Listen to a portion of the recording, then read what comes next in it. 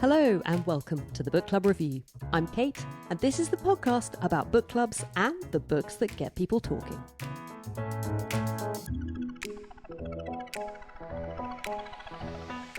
Today we're exploring Glorious Exploits by Ferdia Lennon, a novel that takes us back to ancient Syracuse, where war, art and humanity collide.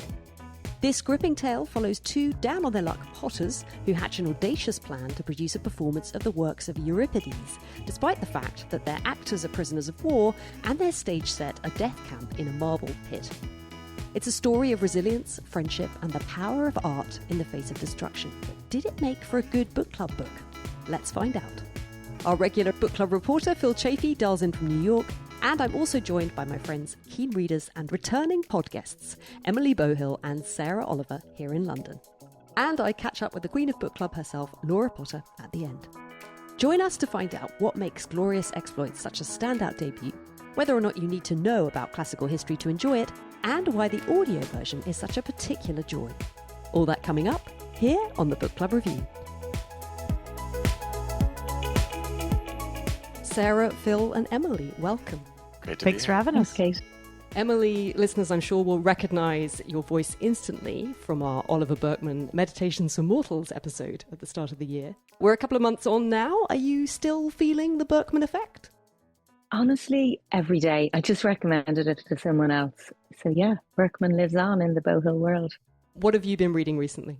A recommendation of yours, which is the Unselected Journals of Emma M. Lyon. I'm just on volume 1. Oh, my favourites. Yeah, really looking forward to diving in. And it starts, her first diary entry is March the 5th, which is today or tomorrow. So I feel like I'm travelling in time with her. Yes, I've talked about these books so much, I hesitate to spend any more time on them. But on the other hand, I love them so much that I do want to talk about them at all times.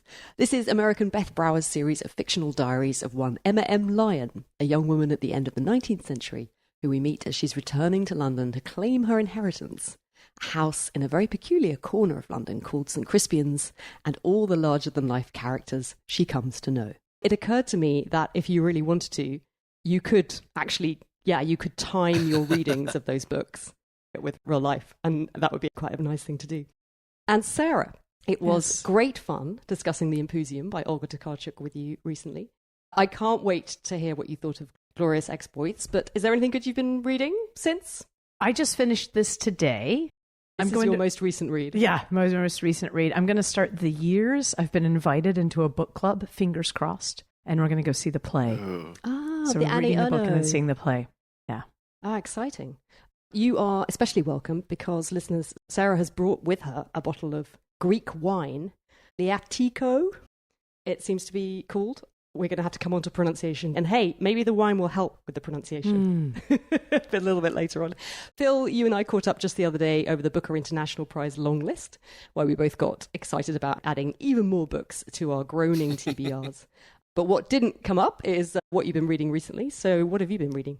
As always, like a million things. The book I most recently loved was Tony Tulatamute's Rejection, which has gotten a lot of buzz. It's this book of short stories by this Thai-American author that The Guardian said was like diving into the internet. The first short story is called The Feminist, about this very woke guy who professes to be a feminist, but then spirals into becoming this crazy incel because his shoulders are too narrow and women never want to date him.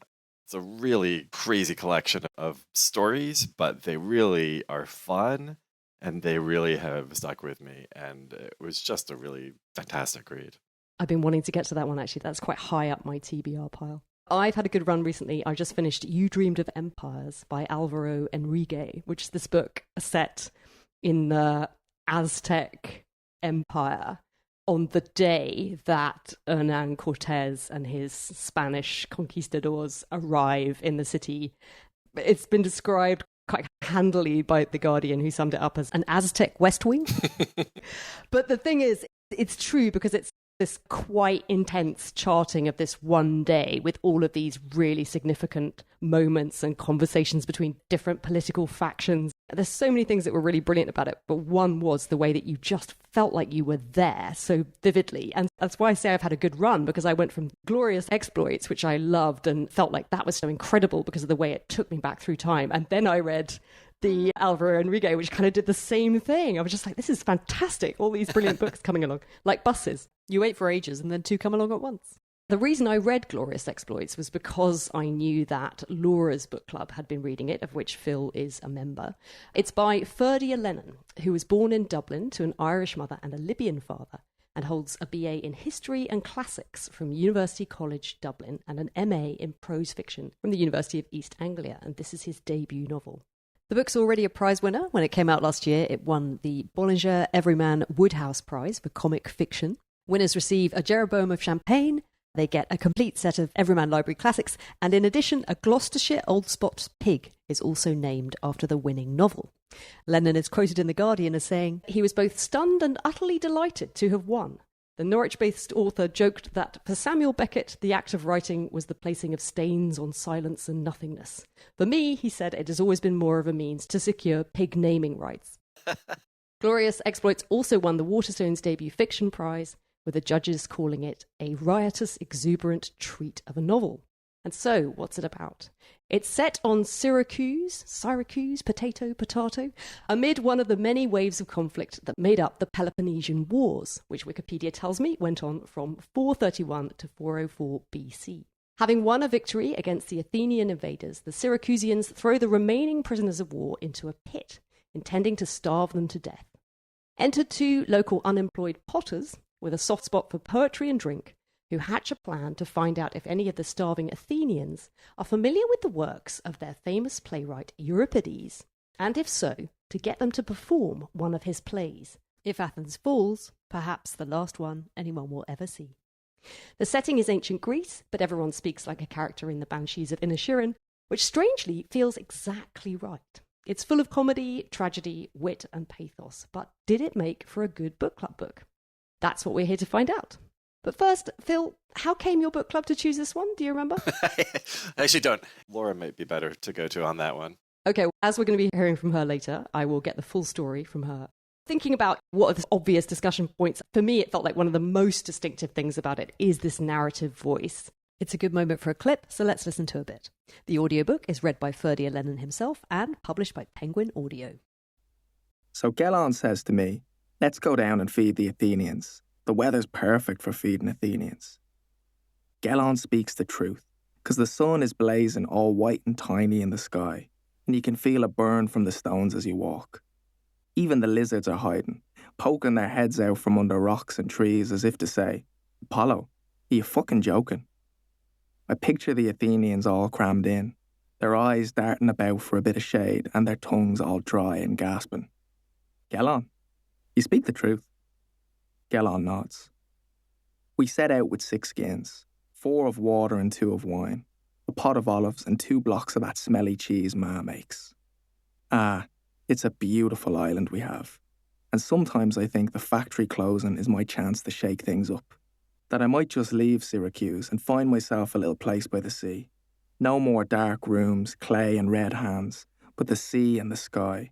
And when I come home with a fresh catch slung over my shoulder, she'll be there, whoever she may be, waiting for me and laughing. That laugh, I hear it now, and it sounds to me a soft and delicate thing. "Why, Gelon, I feel so good today." Gelon looks at me. He's handsome, with eyes the colour of shallow sea when the sun shines through it, not shit brown like mine. He opens his mouth to speak, but nothing comes. He's often down, Gelon. Sees the world as if it's filtered through smoke, no brightness to anything. We walk on. Even though the Athenians are crushed, their ship's firewood and their unburied dead food for our dogs, there are still hoplites on patrol, just in case. Diocles gave a speech not yesterday about how you can never tell with these Athenians. A fresh batch could arrive any day. Maybe he's right. Most of the Spartans have left. Word is they're heading for Athens itself, all set to siege it up right and proper, end this war. But there's still a few about, homesick and useless. In fact, 4 of them walk ahead of us now, their red cloaks trailing behind them like wounds. Morning! They look back. Only one of them salutes. Arrogant, these Spartans, but I'm feeling good. Down with Athens! 2 of them salute now, but there's no life behind it. They look tired and sad, like Gelon. I say Pericles is a prick. Pericles is dead, Lampo. Sure, Gelon, I know that. I say Pericles is a dead prick. This time 2 of the Spartans laugh, and all 4 salute. I feel so happy today. I can't explain it, but it's some feeling. Those are the best ones, the ones you can't explain, and we haven't even fed the Athenians.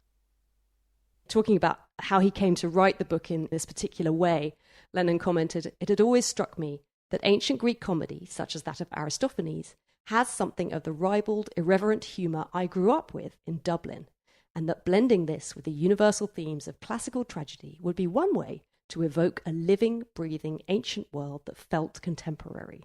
So I'm curious to know how the rest of you got on with this accent, beautifully rendered in this unexpected context. Emily, for you, of all people, you must have felt very at home.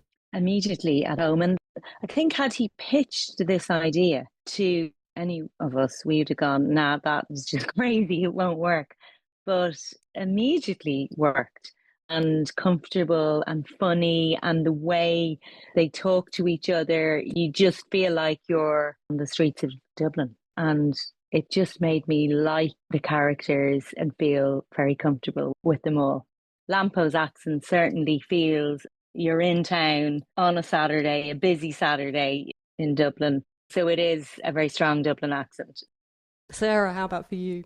I immediately noticed it was something different, like ending sentences in so. I was like, how is that said? I didn't know the accent. I've never heard someone do that. I didn't realize that was an Irish thing, but I thought maybe it was. Is it an Irish thing, Emily? Yeah. Saying things like, is it a stamp you're looking for? So, yeah, I don't know. Can anyone find? There is a brilliant line to give this example. We're looking at our books. Oh, there's loads of them. You say there's loads of them, but when you look for one, can you find one? Yeah. They're nowhere. It just flies off the page, this accent, in a way that's so enjoyable. I think that's the other thing about it. Does this, says I? Yes, that's a very Irish way of talking. And a little bit Don't worry about it, Bitten, says I. Says I, you would use that at the end. And says he to me, it's used very often for storytelling where you're the narrator. Okay, they are real, says I, and you're a prick. Perfect line. I think the other thing is this juxtaposition between... So Lampo is our main character. He's our narrator. We see things through his eyes. And he's almost got this quite happy-go-lucky, take life as it comes quality. He's ready to see the humour in things and takes things quite lightly. But then there is immediately this really striking juxtaposition between that and between this narrative voice and this horrible situation that he and his best friend Gelon are walking into, where they're going down to the pit to inspect the Athenians who have been left there to starve to death in the blazing sun, because Gelon's got this obsession about finding some Athenians who can perform the works of Euripedes. And so there's this amazing double layer of feeling where on the one hand you've got this quite light-hearted narrator and then you've got this horrible situation. Phil, how did that strike you? Yeah, I think that's what made this such a compelling novel. It's like you had acid and heat, or just these two key ingredients react against each other and push you forward. Going back to the voice, I think it's more than just the accent. It's also the syntax. It's also the colloquialisms. Just from the get-go makes it feel like he's just not being precious with this material. And it made me immediately think, because I love historical fiction, there's so much that even the stuff I love, the Robert Graves or the Madeline Miller, feels slightly stilted in comparison, because they try to go back and make everyone sound very proper in a way that this demolishes from the beginning, and it makes it feel so fresh. And then adding that voice and that persona on top of this very somber material, it's explosive. It's just so amazing from page one. I think one of the other things that struck me that he does really well is that everyone was grieving in some way and making the best of life as best they could when terrible things were happening. Gelon, we learn quite subtly, he doesn't labor the point, but we do learn that the reason that Gelon is sad and struggling is because his young son died, and then his wife, Desma, ran off. Just found the passage where he talks about it. She ran off when their boy died. Word is that she hooked up with some fella in Italy. I'd be surprised, but Gelon sees Desma often and in the strangest of places. He's seen her in the shape of a join in a pot, a meaningless little crack, and he'll stare at it till you poke him. When you ask what he's been looking at, he'll whisper, Desma. He sees her in a smudge of paint, a tree, a stretch of sky, and flowing water too. Gelon sees Desma everywhere. His face is in his hands again. This tends to happen on the fourth jug. And there you understand why it is that Gelon, having suffered this terrible loss, you understand why it might be that he might be so fixated on these pieces of theatre, these plays, this poetry that means so much to him. And I thought that was beautifully evoked because it's not just Gelon. Everybody is struggling with something. This is a society where they're at war. And also, it's in ancient Greece. People just die at the drop of a hat, from all kinds of things. Life is difficult. And I thought that was really brilliantly and beautifully conveyed. This emotional tone of this book is so well handled. It's just brilliant.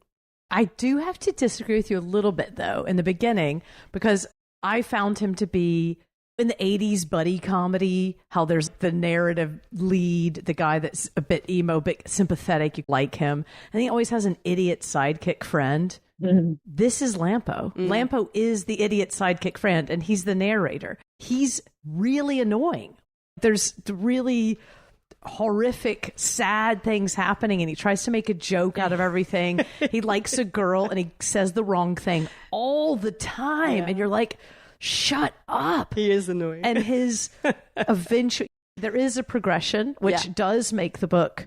If he didn't, there were times where I was like, come on. Yeah. But it gets better. Yeah, he changes, doesn't he, in the course of this story. But also I love that Lampo, again, I thought this was just so brilliantly done because Lampo is really annoying. Yeah. He has some terrible opinions. Yeah. He's much more cruel and vengeful as regards to the starving Athenians in the pit. He's much more dispassionate about that. Mm. But the reason you stick with him is because Gelon, who you like and admire, who is the good character, likes and trusts Lampo and is Lampo's friend. Mm. Through that, you think, okay, there must be something in Lampo because Gelon sees it. What is it? That kept me interested in this main character. And also, had the story been told by Gelon, I think it would have just collapsed under its own weight. He would have been so serious. And I think you needed it to be told by the idiot buddy for it to work. And I agree, you also need his progression because it becomes like a coming of age thing. Yeah. And yet he has his moments, doesn't he, Lampo? There are times when he comes through in a way that surprises you. Yes. I think. Yes. Because this is what human beings are as well. They're not one thing or another thing. And I thought all of that was in there. And the reason it's good is because that's not how we're used to thinking of people in ancient Greece. And I think, now, I'm an idiot. Anyone who listens to this podcast knows this. But when I first picked up this book and was all excited about it, was trying to talk about it, I was talking about the Trojan War and Helen and the siege and Achilles and the horse. Then it dawned on me that actually what I was confusing was Homer's Iliad, right? That's that story. The Odyssey. Yeah, the Iliad. And, Yeah. But with history, which is like a separate thing. I don't think there was a horse. There certainly wasn't Achilles, right? He wasn't real. But because my entire, not having studied classical history and not really knowing that much about that side of it, all I know about ancient Greece, I know through books. I know through the Iliad, which I read, and the Odyssey, which I learned about growing up, and then all those Madeline Miller books, the Pat Barker, Silence of the Girls stories, all of those are what's completely informed my knowledge. But the thing is, as you were saying, Phil, in those books, I feel like the characters tend to be more like, not Madeline Miller, that's not such a good example, but they're stoic. They are, and they're like figures on a Greek vase. Yeah. There's something static about them. They don't live and breathe. And that was what was so brilliant about this, was that you feel like these could be people that you might meet in a pub. Yeah, they're flawed and hopeless and hapless, and but you're on their side early doors, and the fact that they're putting on a Greek tragedy and living out a Greek tragedy of their own. And as you say, Kate, they're all grieving at different things. Isis, like the writer, heavily influenced by Sean O'Casey. There's Oscar Wilde, both of whom have written various versions of this idea that we're all in the gutter, but some of us are looking at the stars. And so the idea that you can be broke and have really nothing to live for, but that you can go, we're going to create a thing of beauty and put on a play, and we're going to give meaning to these prisoners who might get some enjoyment out of it in their dying days. I find that so incredibly hopeful and positive. And then you're like, I really want them to work. And the way they get people to buy into their plan is, again, infectious. Yeah, so the Athenian prisoners don't have much choice, but they do manage to find, among this set of prisoners who've all been thrown into this pit to die, they do manage to find some actors who remember enough that they are able to perform. Medea is the one that they end up doing. And then there's another play, isn't there, The Trojan Woman? And they end up doing both. And so then it builds to this performance. It would be a spoiler to say what happens at that. But I think the other thing I thought was really interesting that's woven through this is actually, you said perhaps through theatre there was some element of enjoyment, but I thought it was more than that. I thought what this novel was showing you was that there is something so essential and powerful and important about art to humans and what it brings to our lives and what it can mean at any point, whether things are going well or whether things are going terribly badly. I thought that this novel really held that up in a really interesting way. So it's a novel about quite a specific set of events that happen at a certain time, but really it's about the nature of art. Yeah, I think the thematics here, do you mind if I add in just a little bit of history? Please do. God, please do. There's this amazing Fintan O'Toole review of this in the New York Review of Books, where he adds a lot of really amazing context. But part of it is, this all takes place in 412 BCE, after the aggressive Athenians have come in as part of their war against Sparta and tried to conquer Sicily, which wasn't necessarily part of that war. 3 years before that, in 415, is when Euripedes actually wrote Medea. And he wrote it while the war party in Athens was in power, as anti-war piece. So you have Euripedes, who is an Athenian playwright, writing this as an anti-war piece against the very warlike government ruling Athens. And then the Athenians try to conquer Sicily. They fail, and then they are in these death camps. And then our characters go trying to get the Athenians who have memorized the Euripedes. So you have structurally, it's not just us versus them. You have in both societies, it splices how people think about war and human rights and decency and all of these things. Another thing Fintan O'Toole mentions is that this is the first documented instance in history of a death camp that we know about. So it's very somber stuff, but then the use of Euripides isn't just that he's a playwright. He's a very specific playwright who wrote this play at a very specific time, and that is what they were reproducing here. How interesting. That's really clever, isn't it?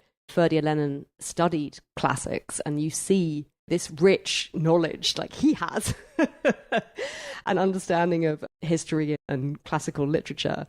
I suppose what I feel like I'm proving the point is that you don't need to know about any of that to enjoy and engage with this book. But I feel like if you do, obviously, the more you know, the richer your experience is going to be. And I like the way that this makes you want to go and find out more. I did just want to bring up one thing, which is that a lot of this novel feels quite grounded in realism, right? But then there is one very important character. How do we decide we say his name? Tyrion. Who I read as someone who had come from Ireland, actually. Emily, did you think this is the same as me? I read him as a merchant who had travelled and he's become wealthy. I thought Ireland, UK. Kate? Did you think the UK? But I don't know. I suppose Ireland because of his name. Because he's got 10 and he's got woods and it's always raining. It's very green.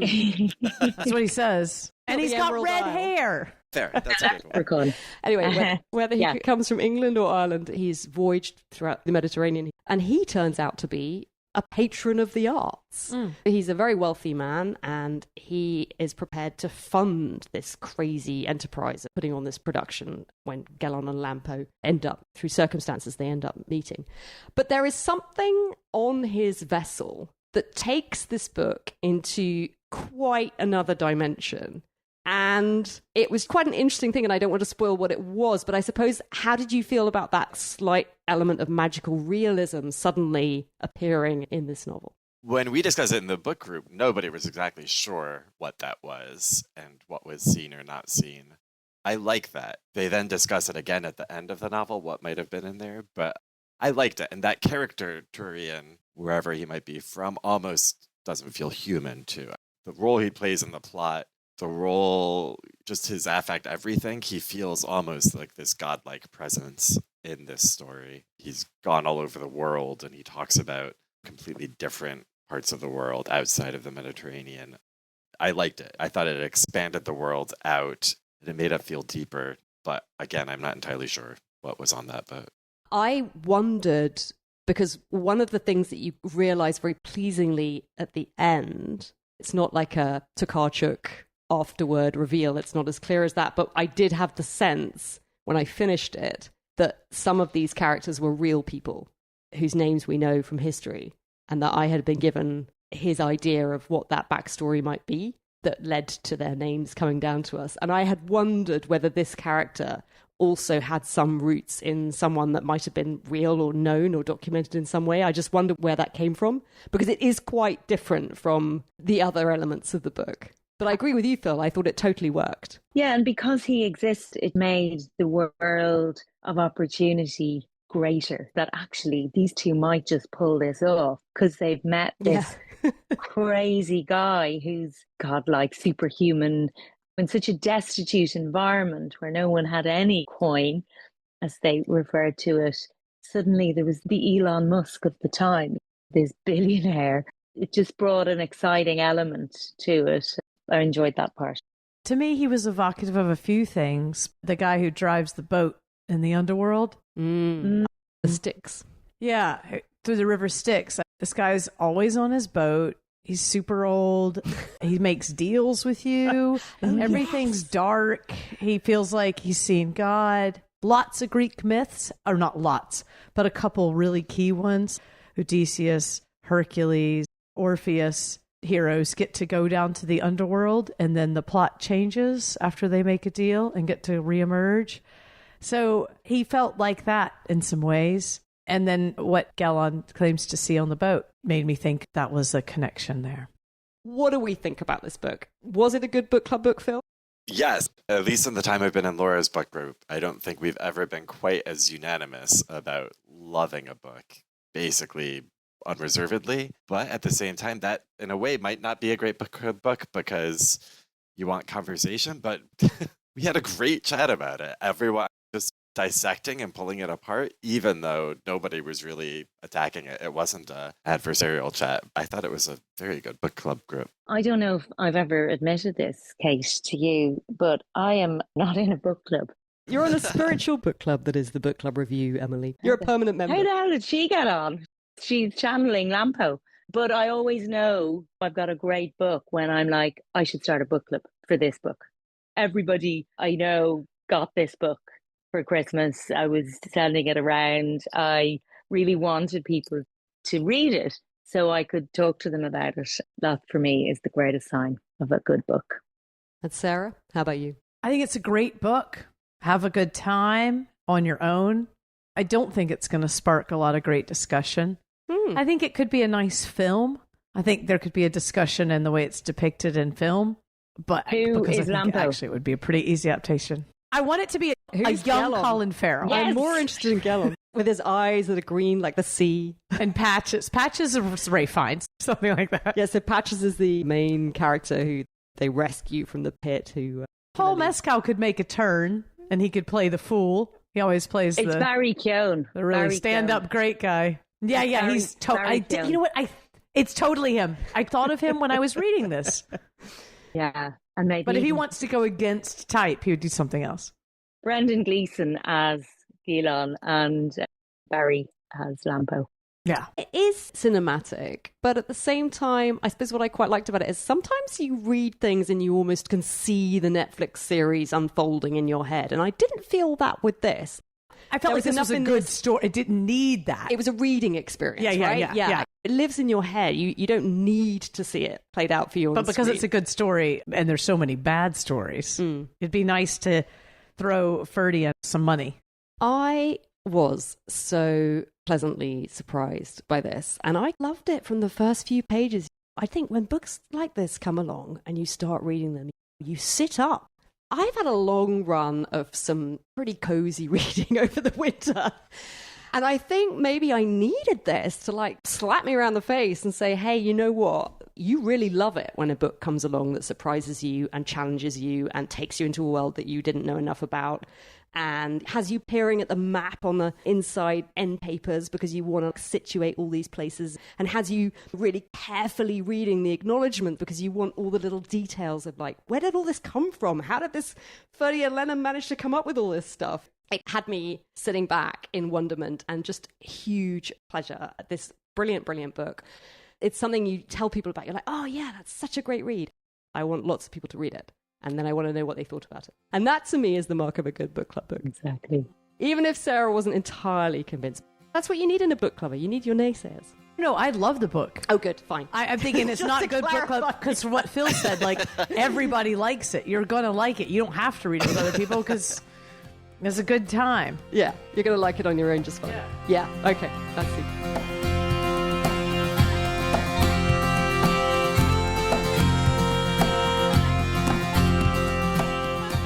Coming up, our follow-on recommendations, inspired by glorious exploits. And we'll also be hearing from Laura to find out her thoughts on the book. But first, if you've been enjoying the show and want to support me in making more of them, you can subscribe to the pod on Patreon. I'll be as grateful as Lampo and Gellon for your support. And in addition to the warm glow that comes from being a patron of the arts, you'll also get a weekly bonus episode from me as I catch up with friends of the show and mine them for good book recommendations. Just out this weekend, hear Laura and me discuss Alvaro Enrique's You Dreamed of Empires, a book that, following hot on the heels of glorious exploits as it did, completely dazzled the pair of us with the joy and possibilities of reading. I then went straight on to You Dreamed of Empires, and I was like, reading is amazing. I love reading in 2025. I had the same reaction. I was like, books are so great. You'll get access to the full archive where you'll find topical episodes such as a recent deep dive into the Booker International Prize longlist and plenty of themed recommendation episodes. Not only that, you also get to be part of a brilliant community of readers swapping thoughts via the chat group. And there's also a War and Peace read-along currently happening that has been a joy with others in the works. All this for the price of a couple of coffees a month. While at the higher tier, you can join the pod's monthly book club, which meets on the last Sunday over Zoom with a follow-up recording for anyone who couldn't make the live session. We're currently reading Alice Munro and just about to decide the books for April, May and June, so come and join us. I'd love to have you there. Finally, if you're a Substacker, you can subscribe there to get the extra episodes, plus my occasional reading report newsletters. Right, enough of that now. As Gellon might say, back to the show.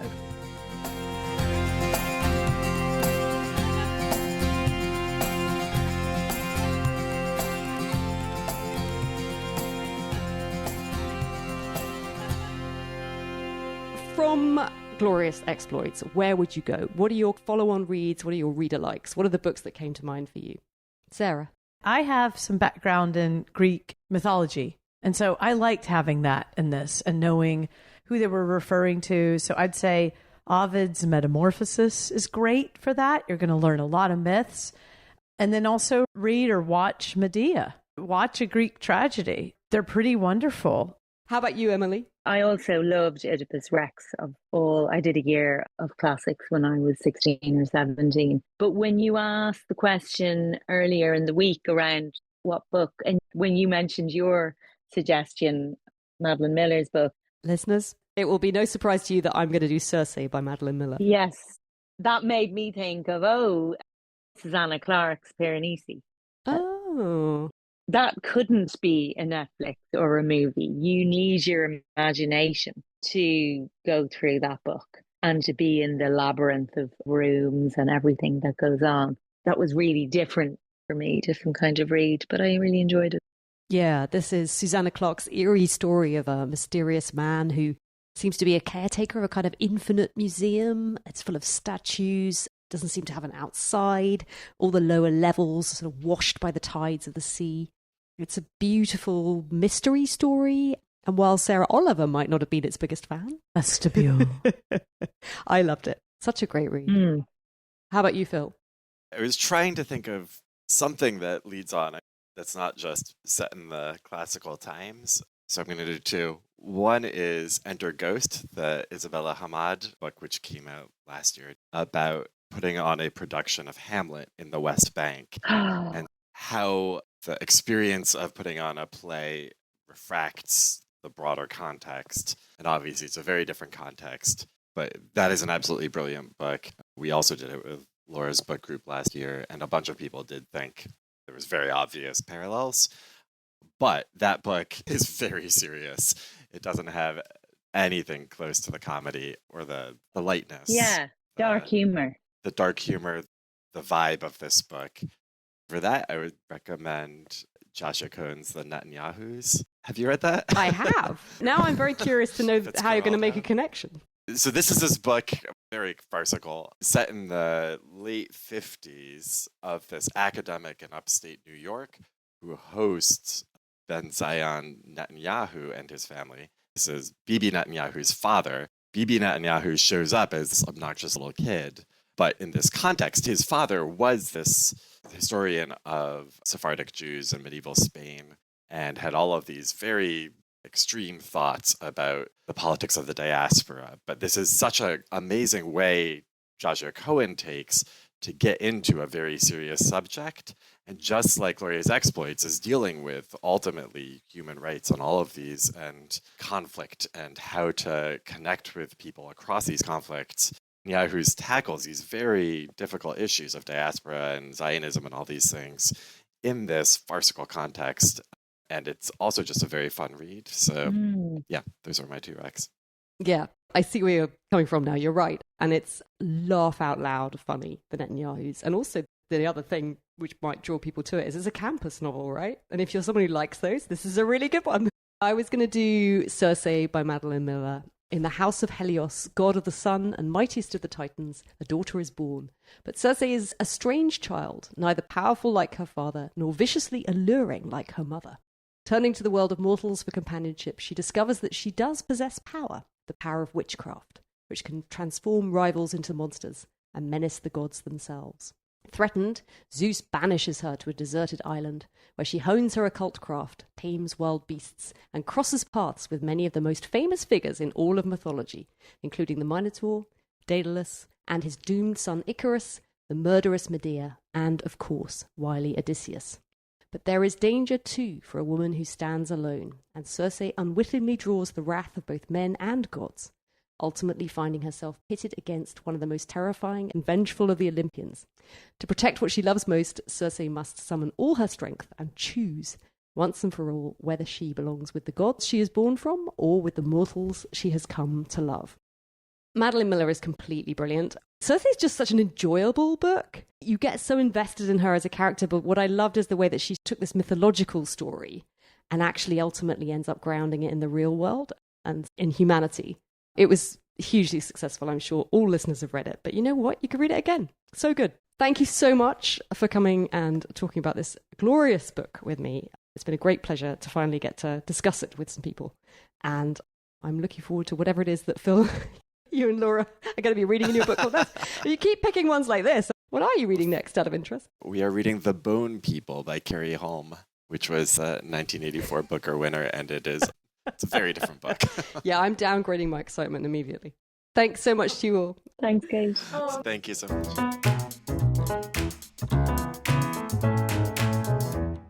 Hey, Laura. So we couldn't get you live for that discussion because you had a high-powered meeting in your high-powered job, but I've got you now. Very high-powered, listeners. Very high-powered now. Just a deadline. Very nice to see you. And of course, because you are the reason I read this book, your book club read this book. Can you remember? Phil couldn't remember how you came to choose this one. There was much confusion. It was the lovely Joe, apparently, who had seen it rounded up on a number of different reading lists for the year. And as you said, it has set the bar so high for book club books this year.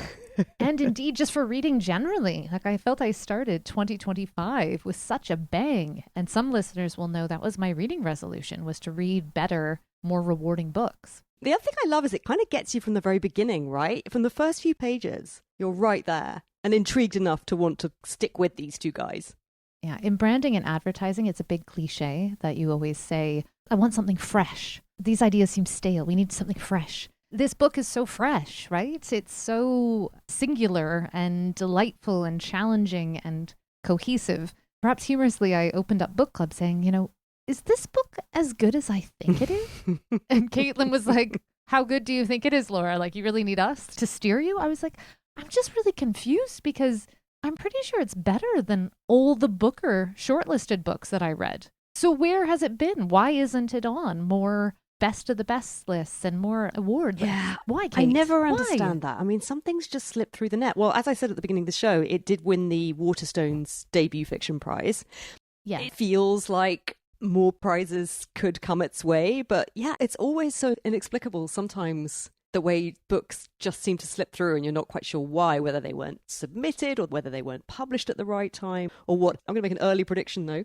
I have high hopes of this for the Dublin Literary Award next year. I feel like it would be, because the thing about that award is it tends to pick up books that have been out for 2 or 3 years, because that's how long it takes for them to filter through the library system, because all the nominations for that award come from libraries around the world, and the libraries are looking at things that their members are flagging up, right? That's why I love that award so much. Anyway, one of the really pleasing things about it is it does tend to bring up these books that maybe there was a bit of a buzz about them when they came out, but then they died away as everyone got on with reading them, and then in a lovely way they come back and you're reminded about them. Or people pick them up for the first time, which is great. So yes, anyway, I see a bright future for Ferdia Lennon in that award. I also wanted to say that it was an excellent book club book. There was so much to discuss. It didn't matter that everyone thought it was excellent. I think Phil said everyone loved it. I'm a bit more equivocal about that. I found it uncomfortable to read. Well, it's very dark, isn't it? It's incredibly dark and disturbing. And I think it depends on your level of sensitivity, how much that bothers you. And it did make me uncomfortable. But there's so many layers to what's going on. There's enough plot to keep you engaged and entertained. It's quite twisty-turny. There are surprises. But what really elevated it for me, and didn't come up in your discussion, I don't think, was the moral ambiguity that's woven all the way through. And there's just this twist. It's a small twist towards the end. And I can't tell listeners, but it just reminds you that these starving victims in this quarry are war criminals themselves. It's brutal. And yet somehow everyone in it feels so believable, just like humans today. There's no dating of their humanity. Yes, I think you're right. It's all in there. And yet somehow the blend of light and dark in this so beautifully handled the tone. For me, it's one of those books where the more I talk about it, the more I like it. I think that in some ways is true for me. And I do think it has the makings of a future classic. I think Emily was saying, imagine high school students reading this at the same time as reading Medea or Trojan Women, and how much it would influence and change your understanding of the play. As a graphic designer, there is one other aspect of this book, one other brilliant aspect of this book I would like to flag up, although it's not brilliant for radio, I know, and that is the US cover, which is just such a work of genius. It is bright orange. It has an engraving, like a black and white engraving of a classical head, like a kind of statue bust. It's instantly recognizable. And then superimposed onto this are a pair of googly eyes. And the googly eyes are actually spot laminated. So they're shiny and they have a different texture to the rest of the jacket. And it is very simple. It is so brilliant. Like, it's so startling. You want to pick it up just because you're like, oh, what's that, when you see it. But also, I think what it does so perfectly is it encapsulates visually the way that this story is written, where you've got this ancient time that's so far removed from us now, and yet this incredibly contemporary voice that makes you feel like you're there and part of it. And this cover, this US jacket, does the same thing. I should shout out Greg Kulik at Henry Holt in the US, which I think is part of Penguin Random House. And, you know, the people, because, you know, normally the designers, they don't usually get the concepts that they want through the jacket meeting because all these sales and marketing people come in and say, oh, no, that's not right. We need to make it look like this and blah, blah, blah. Anyway, he managed to get it through. They went with it. And I think it's such genius. Yeah, it's a fantastic cover. And I actually think it has a huge influence on its success because these books can fall through the cracks, right? Well, it's interesting because the UK one is much more conventional. That's a Greek vase, and what they've done with that is they've put the typography on the vase and then they've got the little figures from the vase, where normally they're doing sort of heroic Greek things, aren't they, in procession around these vases. Although often, if you look very carefully, there's all kinds of things going on those Greek vases. But anyway, what they've done is they've taken the two little figures and they've just put them either side. But even it doesn't really say very much, and it doesn't have any of the reference to the present moment that this one does so brilliantly. So while the UK cover was perfectly fine, I wouldn't say it's anything to shout out about. Whereas the US, may I just say again, work of genius. Hey, it's Canadian too. That's the copy I've got. And final point, we had a little clip from the audiobook at the beginning of the show. I read this book and then I idly started listening to the audio. And that is such a joy. He reads it. So not only do you get this brilliant Irish accent, which is so wonderful, but also it has that little extra zing that you sometimes get when authors read their own work. I felt it when I listened to Zadie Smith reading The Fraud. I was thinking about other things. Michael Lewis reading Going Infinite is a really brilliant listen. But it's like you just get this little extra dimension because these people, they really know what these sentences mean and you almost sense that. So I thought the audiobook was also really, really good. I recommend that too. Well, that's it. I don't know what other enthusiastic things we can say, Laura. Loved it. Oh, I could keep going. But yes, loved it. And I really, really hope it continues to have cut through and hits those bestseller lists. Me too.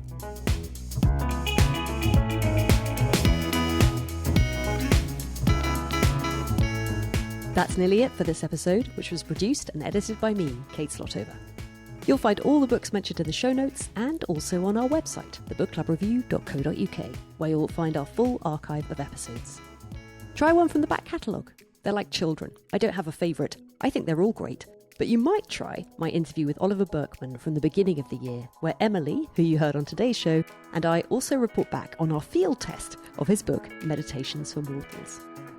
Don't forget you can subscribe to the show via Patreon or Substack, links in the show notes to find out everything that's on offer, including weekly-ish minisodes, and on Patreon there's the opportunity to join the podcast book club and come and talk books with me in person. You'll also have the warm glow that comes from supporting me in making the pod. I love the pod's subscriber community and I am so grateful to everyone who is supporting me there. I would love for you to join us. Otherwise, come and find me on Instagram or Threads anytime at Book Club Review Podcast. Next up, it's a non-fiction special with Carmageddon by Daniel Knowles, a book about the way cars and road culture has shaped our world and what we might do to make things better for the future. Phil and I both loved this one, and in addition to hearing from the author, we're also exploring those non-fiction books you just can't stop talking about. But for now, thanks for listening, and until next time, happy book clubbing.